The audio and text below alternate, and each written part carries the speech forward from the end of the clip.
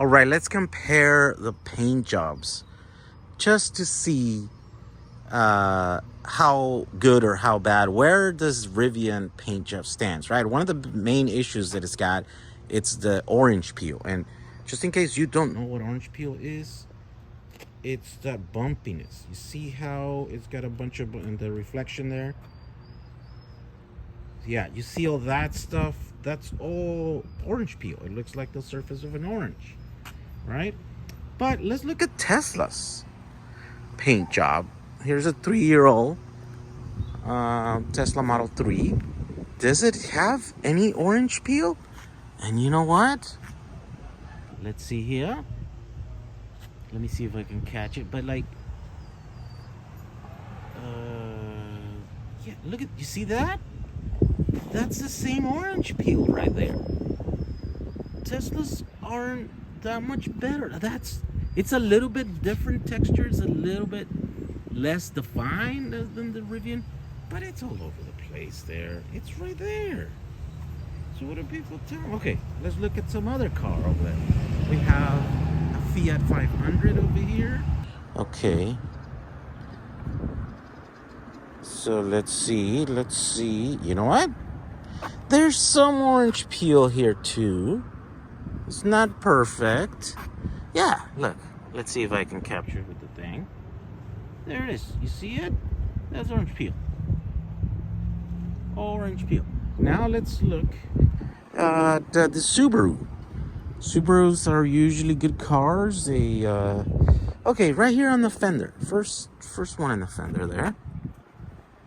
Let's see if we can capture it.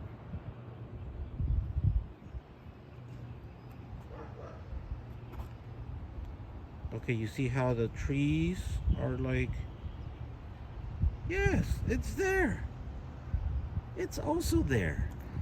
So, what are we talking about? I mean, it's all over the place. It's right here. They have orange peel. All of these cars have orange peel. Look, out of all the cars that I have at my disposal here, the only one that doesn't have orange peel is my bus. No orange peel, and that's the reason, because it doesn't shine. But what the hell are we talking about here? We're just looking at this with a microscope because it's a brand new car, and because it's nearly $90,000, or this one is nearly $90,000 if you were to order it today. I get it. Yes, paint jobs should be perfect. A car should be perfect when you get it, but the reality is it's not, and we didn't expect that from the Teslas.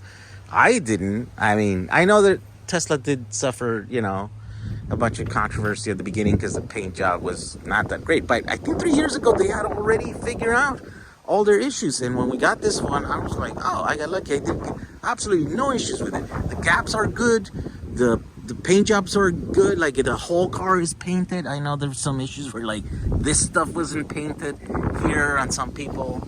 Some panels were falling off, stuff. But 3 years ago, I think they had already gotten it. And I mean, look at that. That's a lot.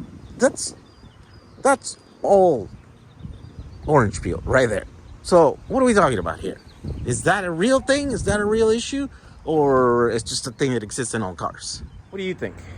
Let me know in the comments if I'm crazy, or is that this is not it's a non-issue, or yeah, they should do better with their paint. Now, their gaps are a little bit off in a couple places there, but again, like, who cares? I don't care, but I know some people will care, right? So is it that bad? Or I've seen reviews of these guys that said the gaps are all good in theirs, right? So it's maybe not systemic, not across the board on the whole production line, right? So put it in the comments.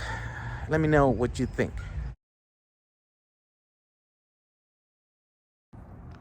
All right, so the paint job is okay. It's no show quality, right? But it's pretty good. I wanted to wash it because it was dusty. It'd been sitting around for a while, and just so I could see the paint, right? To see if I needed to do the color sanding, it's called, right? Which is, you get a super fine 1,000, 2,000, 3,000 grit sandpaper, and what they do is they sand it by hand, and they knock down all the orange peel, all the high parts in the paint, and then they buff it, right? And then now that they buff it, now it's a much more even surface, and so then the shine is just like a mirror, right? But it turns out that this might already have been done, because I keep seeing this like white powder, which is indication of yeah, you see, like there's some in here. There's in several spots that I've been cleaning it. You see right here, and I think that's the whatever the compound that they use, the polishing compound, right? So I might not need to do that. For the most part, this is like, you know, pretty good paint.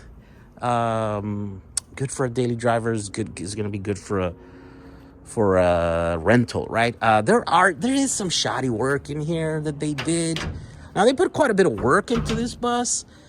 The floor in the front is new. They replaced this part right here. So here's part of the shoddy work. You know, I would have replaced the whole thing. They sell this entire pedestal here, so you could have just replaced the whole thing, but instead they cut it right here and they just add, and I'm like, now you have a seam that doesn't belong there. It didn't used to be there, right? So I don't know, that's kind of shoddy there.